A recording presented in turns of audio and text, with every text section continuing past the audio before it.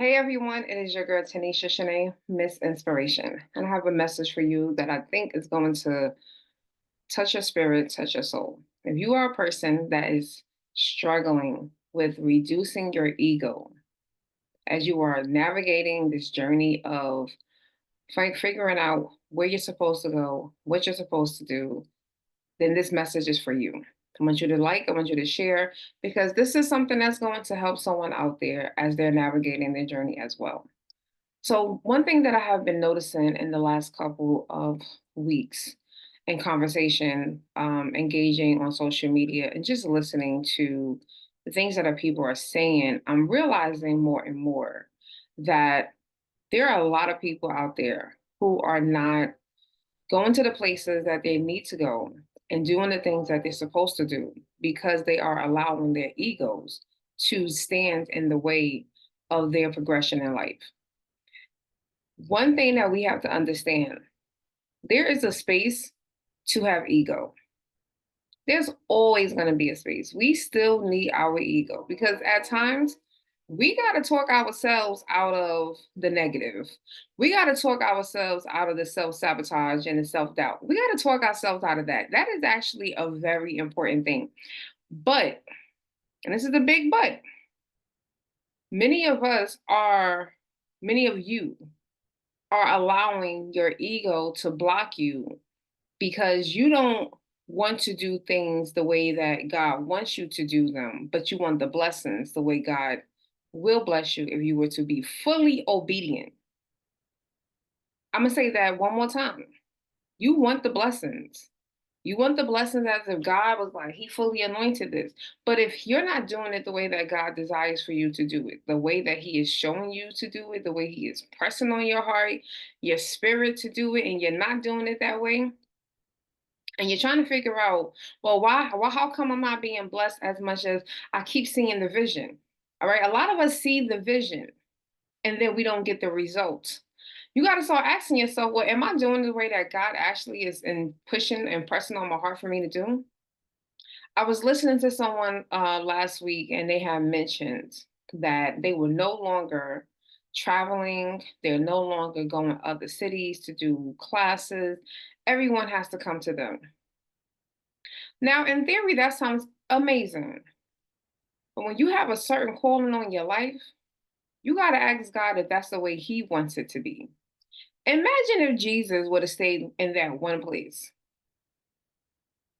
Imagine if He never got up and traveled to the different areas. How many people were not healed? How many people would not have been blessed by His teachings? How many people would never seen a miracle? A lot of times, because we overexert ourselves doing things that we're not supposed to do, we just take everything and say, you know what? I'm changing up the plans. I'm changing up the details. I'm going to do it my way because this is the way that, because I'm tired. You're tired because you never was doing it the way that you were supposed to do it in the first place. That's why you're tired. This is why we're supposed to ask God and bring Him part of this journey with us, and ask Him, "Hey God, am I supposed to do it this way? Because I need some guidance. I don't. I'm feeling it could be this way, it could be that way, but I'm not really sure. Give me the instructions, Lord." And that's how we're supposed to really manifest that. Because if we want to do it the way that He's telling, I'm talking about the people that have tapped in and fully understood what their purpose is, what they're supposed to do, what they're called to do. They know the people that they're supposed to work with. But you now start to modify it because you were at one time doing team too much. And when you're doing team too much, you are going to deplete yourself. So now, when it's time for you to get back to the path that you're supposed to be on, now you're tired. Now you don't want to do it the way that God is instructing you. So now you start to modify those plans and you put your ego before the audience and the people that God is trying to place. He might be sending you to those locations because those people might not be ready mentally. There's a lot of people out here that are ready financially, they're ready physically, but they're not ready mentally. So just imagine if you are you're in a season where mentally you're allowing your ego to take over and block you. Imagine those people that are now not going to see and engage and encounter with you because you made an intentional decision to block that and say, I'm not doing this anymore. You got to come to me. They're never going to make change. They're never going to move forward. You might have been the voice that they needed to hear for them to take action. You might have been the fire that needed to be lit under their behinds for them to move, for them to now do something. But now you're not doing that because you're allowing your ego to take over. I'm telling you now, if you are fully aware, and I think this is something that I think a lot of us, we are a lot more aware when we allow our egos to get in our way. You're aware. You know what you're doing. You know when your ego has taken fully over and you like, I'm not doing it because stop it. Stop. Listen, be obedient. Obedience is going to be the number one game changer if you was to listen to just anything from this message. Obedience is going to be the game changer in your life. When I became obedient, I found peace. Because now I'm releasing. I saw a quote, I think it was yesterday, and it said the areas that you have anxiety about is the areas that you don't trust God with. Mm. When I say to you, when I saw that, I was like, okay. The areas that you have anxiety about, that you have fear, that you have doubt, are the areas that you do not trust God with. Just imagine.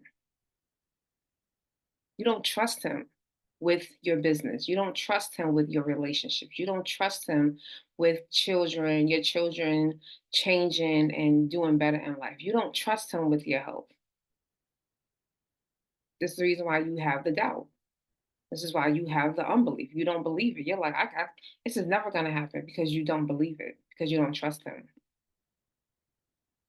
When I had to make that decision a year ago, or whether or not I was going to move to Oklahoma, I had to release every single thing.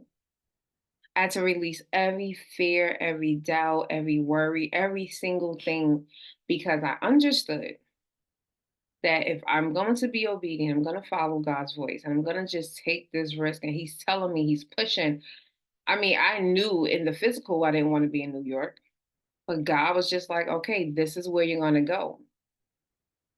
I had to trust that. I had to release it. Even driving here, it was so many situations happening with me physically moving here. Someone was gonna drive me in my car. They flaked. I start researching how about, someone picks up my car and they drive it, they deliver it to me. Was getting quotes, $800. But then now when we start passing the quote and now we started getting closer, it was skyrocketing up to almost $1,500. So I'm like, Jack, I'm about to pay for literally like $1 a mile.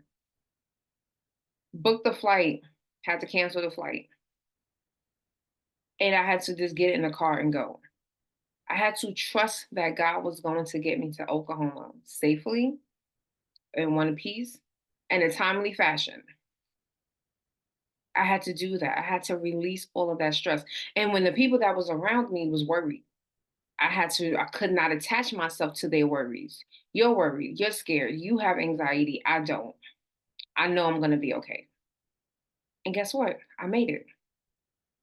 I drove through areas that I've never been through. I've never been through Ohio. I've never been through Indiana. I've been to Illinois, but never to the parts that I was driving through. I had to go through unknown areas, unfamiliar lands, and drive through and know that I am safe, that I'm covered, and I am protected because I trust God with that. So when I say to you, this is where you have to start reducing, right? Anytime that I'm doing a speaking engagement, I'm doing a coaching session, I'm teaching a class, I always ask God to reduce me, reduce my ego, to reduce my, Don't reduce my self-confidence, my self-worth. Those things have to remain. But those things that can become conflicting, like your ego, reduce that, Lord, so that you can have your presence, so that you can show up and show out, so that the message is going to resonate with the right people that it needs to resonate with. It's not going to resonate with everyone, and I'm fully aware of that. I am fully, totally understanding that that is not going to be a reality. It is not going to resonate with everyone. And I became okay with that. Are you okay with that? Are you okay with releasing this ego? Because I want you to release it. I want you to start realizing that there's a lot more that is waiting for you if you just do it the way that God intends for you to do it. That's all that I'm asking you to do. When you do it His way, He can show up. When people say to me, we always hear about entrepreneurship and business. Oh, it's going to take 5 years for you to make your first million. But then I start meeting people that can show proof, valid proof, like showing their sales reports, their bank statements. They made $1 million in 3 months. Well, they've been saying that's going to take 5 years. God is like, but I'm God. They're not doing it my way. The people that have truly just believed in themselves and just believed that it was possible and did it the way that God intended for them to do it, they use their talent, skills, strengths, and abilities, they're going to have a different outcome than what other people are going to tell us, than what the business class is going to tell. Because I have an MBA, so I know what they're telling us in the business management classes. I absolutely know that. I taught business. I know what the textbooks are saying, but I also know what God can do. I know He can show up. He can just put that one little blessing, have that one right person come in, and next thing you know, poof, everything is going to be different than what you thought it was going to be. This is why no matter what we do, before we go and talk to anyone else, you need to have a conversation with God. Because if you go to other people first, you start getting their opinions. Now you start to modify. And when you modify His plan, it's like now you're going to go to God after you done spoke to 5 people. You got their input. Now their notes are on this paper. Now you're going to go sit with God and say, well, God, this is the plan. So what do you want me to do? Now you're going to start hearing and feeling things that doesn't make sense to you because that's how God operates. God does not operate in the logic. Trust me, I had to learn that personally. He's not logical. So if you're a logical person, 9 times out of 10, when you sit and pray and you're fasting and you're starting to get these feelings and all these ideas and it's being confirmed, because that's how God works. He's gonna put that crazy idea in your mind and then He's gonna bring someone to confirm that crazy idea. And you're gonna be like, is that what I'm supposed to be doing? No, because that doesn't make sense. Yeah, that's a God idea. 9 times out of 10, it is a God idea. Especially if it's something that you know for a fact that you would not on a normal day do it yourself. Yeah, it sounds like a God idea. Sounds like you need to go on that side and figure that out.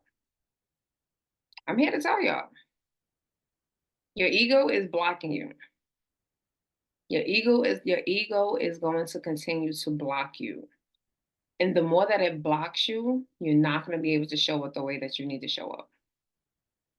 You're not going to see the results that you want. You're not going to live the life that you see for yourself. You're going to remain stuck. Now, there's going to be some people they are going to see success, absolutely, but it's still not going to be the level and the capacity that God has intended. And if you're okay with that, then that's cool. This message is not for you. If you're okay with which how you have been progressing and the level of success that you have been achieving, then that's cool. Nothing wrong with that. That's not wrong. But when I start hearing people who I know, God didn't tell you to do that. He didn't tell you to make those drastic changes because a lot of us are called to the nations. We are called to be global influencers, teachers. We are called to do that.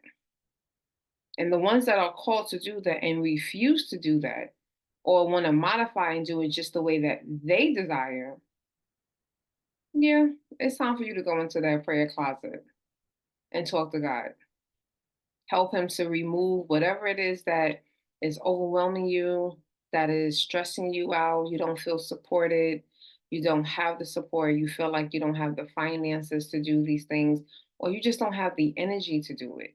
And I get that. Those are all very understanding situations. But this is the reason why we got to get to that point where we stop doing the things that we're not supposed to do. Because when you start giving energy to the things that you're not supposed to do, that's 9 times out of 10 is going to take away from what you are supposed to do. So I just wanted to make this message. I wanted to share this because I know there's someone out there that is allowing that thing to just 3 letters, and you are allowing it to stop you from you living the life that is meant exactly for you. And I don't want that for you. That's not what you're called to do. So I am your girl, Tanisha Shaneé, Miss Inspiration. Share this message, and I will be back with another one.